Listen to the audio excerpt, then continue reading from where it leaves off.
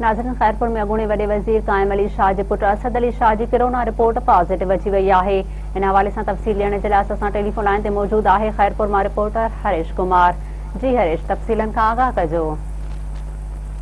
जी बिल्कुल, सिंध जे अॻूणे वॾे वज़ीर सैयद काइम अली शाह जे पुट ऐं पाकिस्तान पीपल्स पार्टी जी मरकज़ी इतलात secretary MNA doctor Nafisa Shah जे भाउ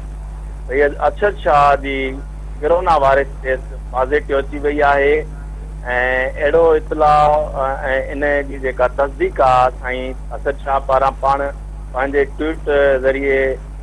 कई आहे, जंहिं खां पोइ तस्दीक थी वई आहे ऐं साईं अरशद शाह खे जेको आहे सो पंहिंजे ई जीलानी हाउस खैरपुर वारे हाउस ते आइसोलेट कयो वियो आहे। ऐं मां तव्हांखे इहो ॿुधाईंदो हलां त खैरपुर ज़िले में कोरोना वायरस जा जेके इलाही सारा टेस्ट आहिनि उहे पॉजिटिव अची रहिया आहिनि ऐं डॉक्टरनि में बि तक़रीबन 26 खां मथे डॉक्टर ॿुधाया पिया वञनि जेके कोरोना वायरस जी पॉजिटिव टेस्ट अचण खां पोइ हिकिड़ी ख़ौफ़ वारी सूरत हाल पैदा थी वई आहे। ऐं मां तव्हांखे इहो बि ॿुधाईंदो हलां त सिविल अस्पताल खैरपुर तोड़े गम्स अस्पताल गंबट आहे, उते जेको आहे सो ताला लॻाया विया आहिनि। डॉक्टर उते मरीज़नि जे चकास लाइ बि मौजूदु न आहिनि। तंहिं करे कोरोना खां अलावा जेके मुख़्तलिफ़ बीमारियुनि में मरीज़ मुब्तला आहिनि उहे बि सख़्तु ॾुखियाईनि खे मुंहुं ॾेई रहिया आहिनि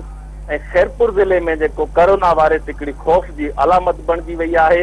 ऐं डॉक्टर जेके आहिनि ॾिसण लाइ बि तयारु न आहिनि ऐं प्राइवेट अस्पतालूं जेके आहिनि उहे मरीज़नि सां भरिजी वियूं आहिनि